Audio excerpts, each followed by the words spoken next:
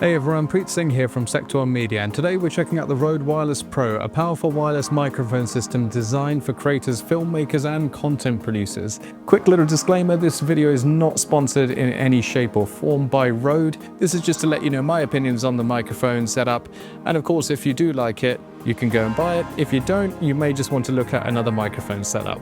Let's dive in and see what this mic pack has to offer, the good and the not so good.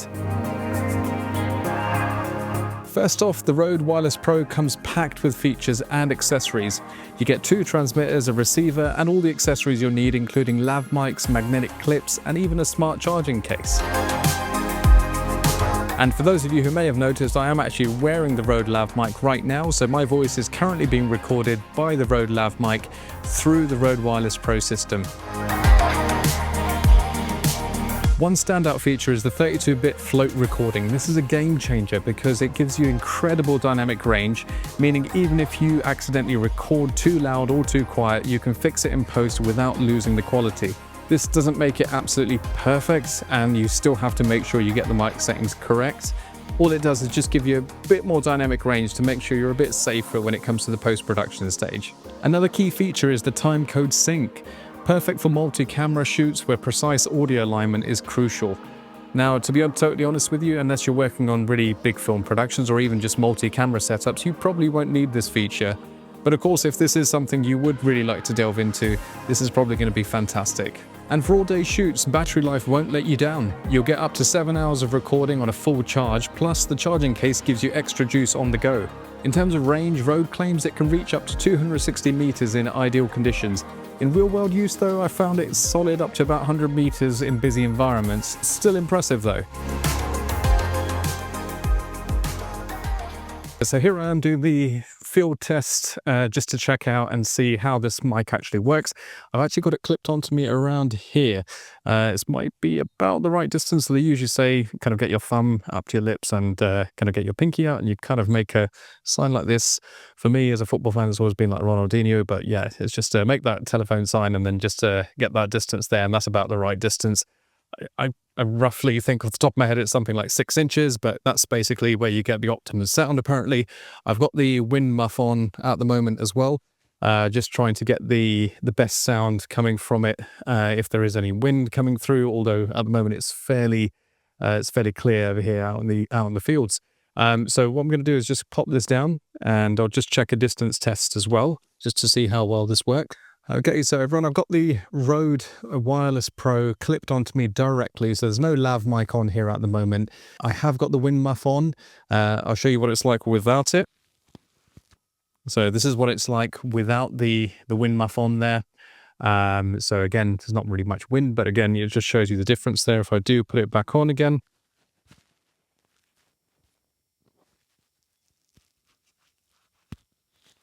there we go, managed to put it on there. That's another thing to talk about as well. The RØDE Wireless Pro has got a twist and lock mechanism.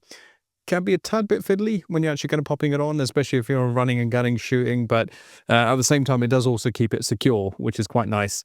I've heard some other manufacturers are using a kind of clip-on effect, which is quite nice.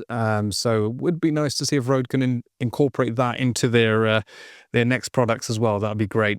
But otherwise, it's fantastic. It works for me, which is great. I've currently got the backup recording on, by the way, so you can actually press the record button on the top over here, and you should be able to. I'm not sure if you can see it on there.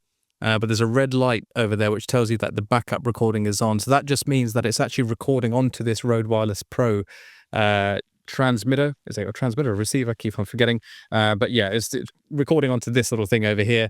And it just makes sure that you've got a backup recording instead of just having it on the camera alone. So at least you've got 2 sets recording just in case the transmitter receiver communication fails. At least you've got that as a backup. Personally, I think that is an absolute game changer. It just makes sure that you've got that reassurance that even if you're out in the shoot, it's going to work for you, which is the best thing about it. So here we go. Let's do the distance test. Going to carry on walking back now. So hopefully you can still hear my voice coming through the RØDE Wireless Pro. And hopefully you can hear my voice still coming through. Hopefully you can still hear what I'm saying at the moment, and there's no transmission dropouts. I'm hoping it's still a nice and clear signal, although bear in mind there's not many barriers around here as well. So that's another thing which can usually affect the signal as well when you test it out in busier environments. Or sometimes you get a bit of a signal dropout, just letting you know, that it's something which you just have to kind of bear in mind if you are using this device. But I think I've safely got about 100 meters in a busy hustle bustle kind of environment. So it was pretty good. But of course, let me know below.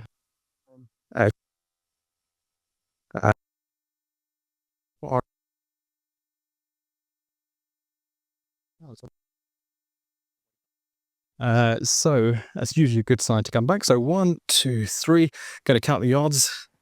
9, 10, 12.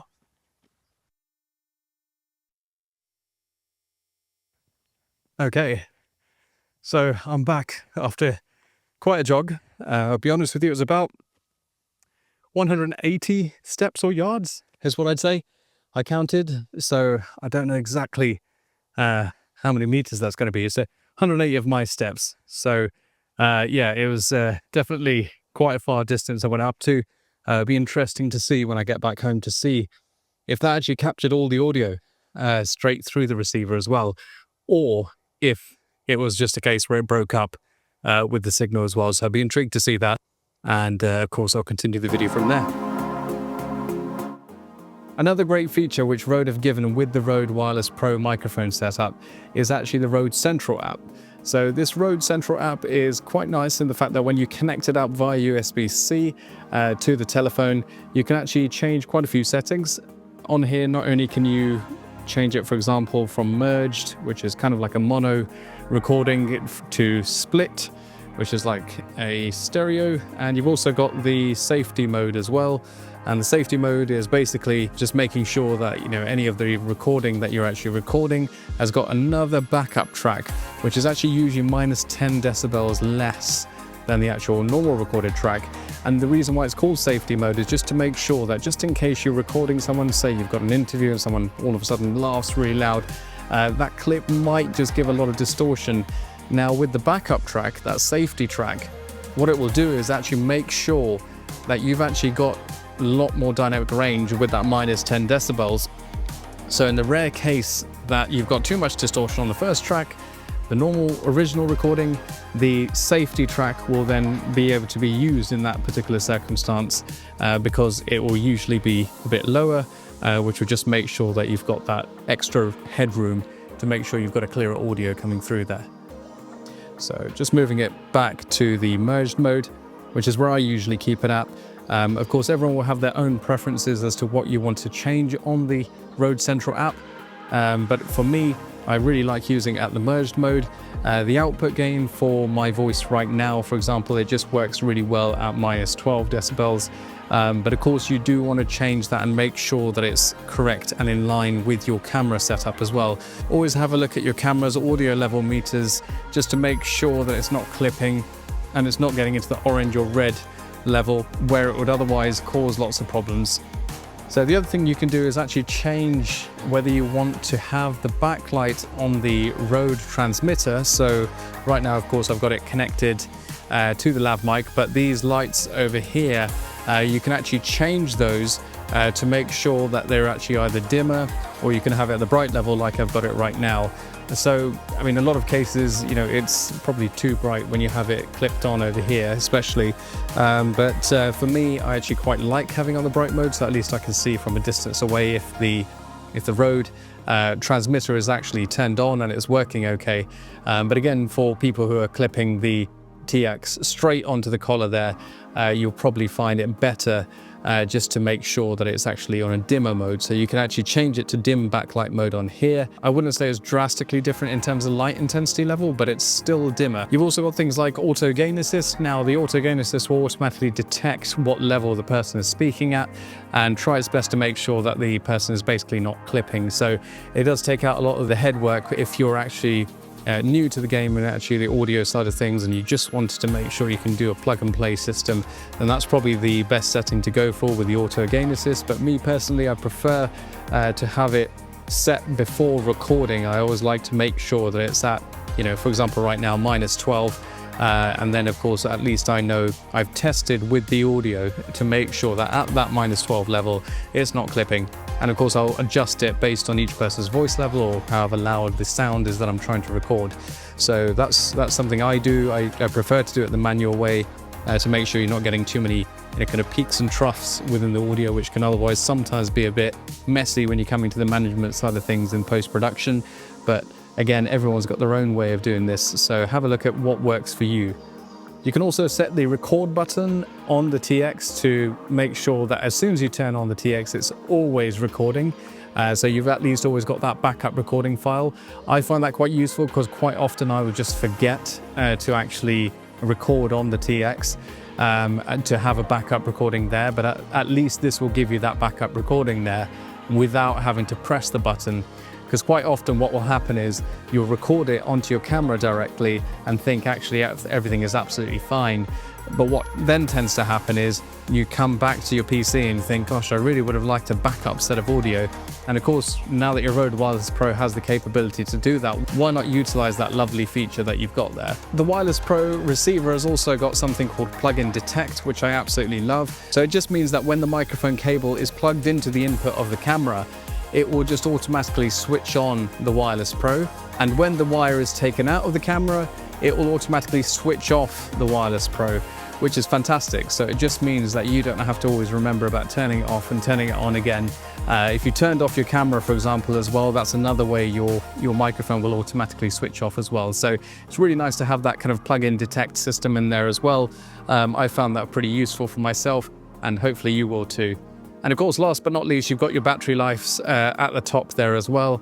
So if you needed to have a look at what your battery life is looking like on your TX or your RX, you can do that from here as well, which is great. The downside for me would be the fact that actually you've got to connect this USB-C cable straight to your Rode receiver in order to actually access this app. In the day and age of modern Bluetooth, I just think it's a bit outdated and also a bit cumbersome because you always have to be attached there in order to get these settings as intuitive as they are on this Rode Central app. So that would be nice if we got something wireless there, but also reliable, which would work in the future. That would be awesome. Now let's talk about the downsides. While the audio quality is fantastic, the form factor can be a bit clunky unless you're using the included lav mics. Clipping these transmitters directly onto your clothing clearly isn't the most discreetest of options. Also, while it can connect to your phone, it's not always as neat as we'd like. The setup feels a bit awkward compared to dedicated mobile solutions. This system really shines best when used with professional setups like cameras or audio recorders. Lastly, while the transmission range is solid, I did experience edgy signal dropouts in busy environments. Thankfully, the onboard backup recording saved the day. A fantastic safety net if your wireless signal gets interrupted. So, is the RØDE Wireless Pro worth it? Absolutely. If you're serious about capturing professional audio with flexibility and safety features like 32-bit float, this is for you. Just be aware of its slightly bulky design and that it's better suited for pro setups rather than casual mobile recording. Also, considering its price point of around £300, when you factor in that it includes 2 high-quality lav microphones, which typically cost around £100 each if purchased separately, it's a fantastic deal. I'll leave a link to the microphones in the description below. If you're thinking about upgrading your audio setup or have any questions, drop a comment below. Don't forget to like, subscribe, and stay tuned for more gear reviews from Sector 1 Media. See you next time.